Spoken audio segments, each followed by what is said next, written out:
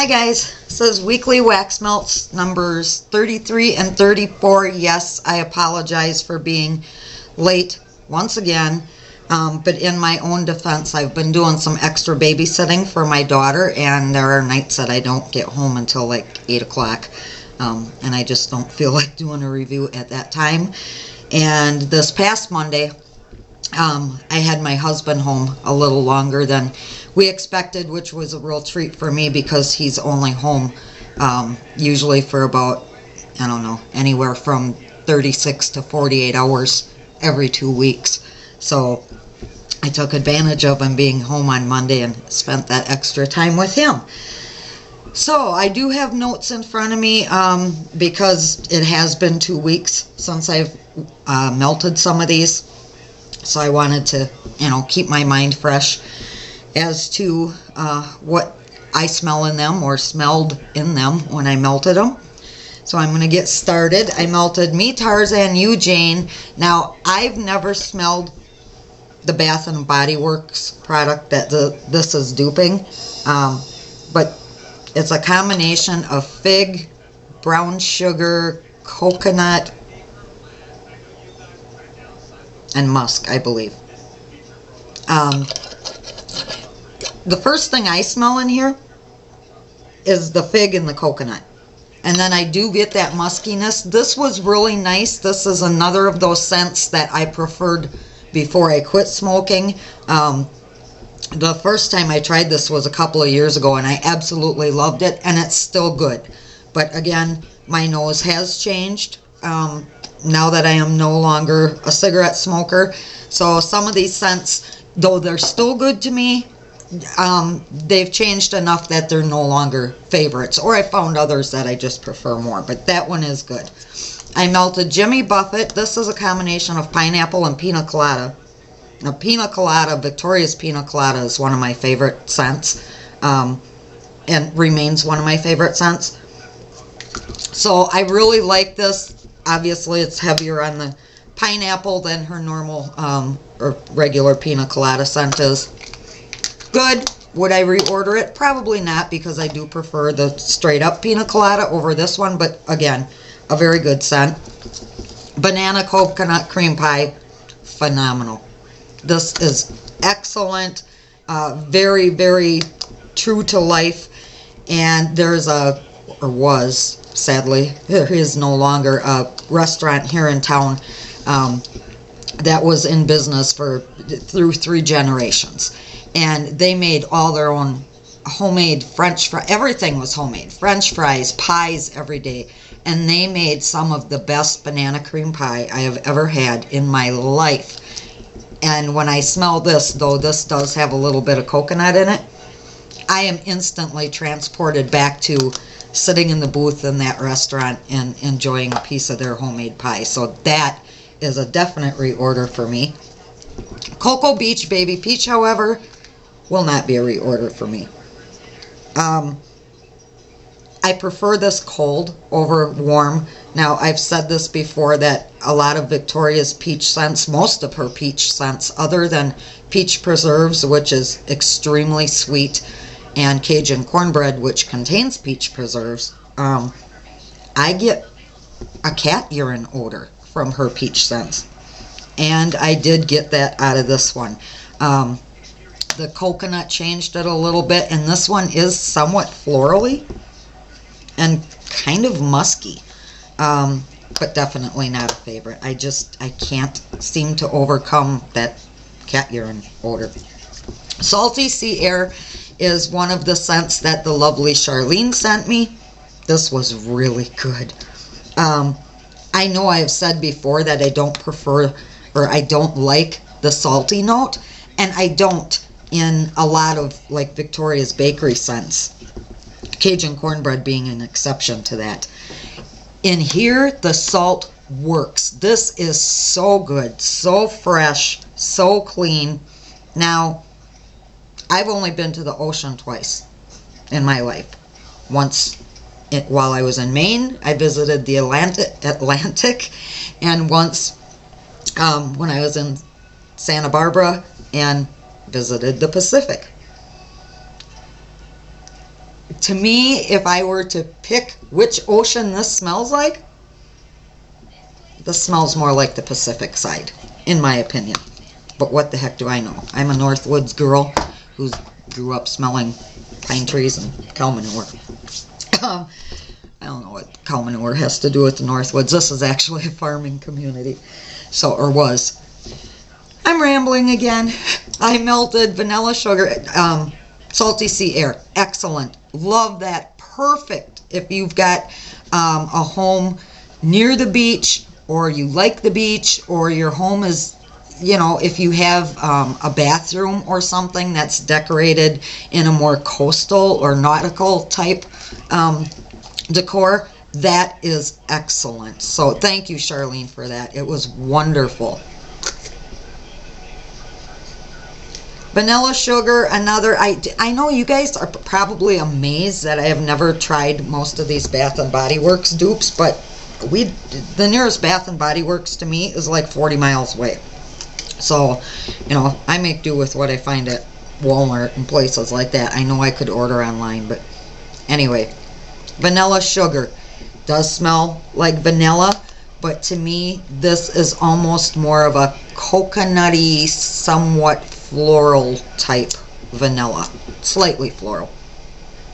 Though I've not smelled, personally, the Bath & Body Works vanilla sugar, at least to my knowledge. I don't think I have. If I did, it was probably years ago and my kids had it. From what everyone else on Victoria's various pages has said, that is a perfect dupe of the Bath & Body Works scent. Asian Garden, unfortunately. This is a mix of patchouli, which everyone knows there are patchouli scents that I like. I don't like them all, but there are some that I like. There's also sweet pea in here, which is one of my favorite florals from Victoria. And rain. Rain is the strongest scent I smell in here, and it is not a favorite. It's very, very strong, smells very soapy to me in combination with the patchouli and the sweet pea, and actually to me smells very much like what I would expect an elderly woman's bathroom to smell like, or an elderly woman's perfume. It's more soapy than it is perfumey, so that was not a favorite. I know there are others who will love it. Then this week I melted Emperor's Love, another one that came from the lovely Charlene. Again, this is another dupe, this one from the company that we are not supposed to name. I have not smelled the original, you know, of that either. This to me smells more like, it's kind of earthy. It's almost a woodsy floral, but when I say woodsy, I don't mean like, you know, like pine scented or cedar scented. It's more of a, like a raw wood kind of. There is some sweetness as well in here, like a fruity sweetness, and some musk. So I liked that one, but that's another one. The earthy scents that I used to love so much have changed a little bit for me. So I still like them, just not as much as I used to. Fresh baked bread. This is one that people either love or hate. Does it smell like fresh baked bread? No, it doesn't smell like fresh baked bread to me. What it smells like is when you buy the loaves of frozen bread and you have them sitting on your counter, or you make them at home. My grandma used to always make homemade bread. It smells like when you have them in the pan waiting to rise before you put them in the oven. That's what it smells like to me. This actually smells more like original homemade bread than it does the frozen loaves, because it's a little bit heavier on that yeast scent. So if you're not a fan of yeast, that yeasty, salty scent, I probably wouldn't order this one, but I actually liked it. And I've heard some people say that it was overpoweringly strong. I did not find that to be the case. I thought it had a medium throw.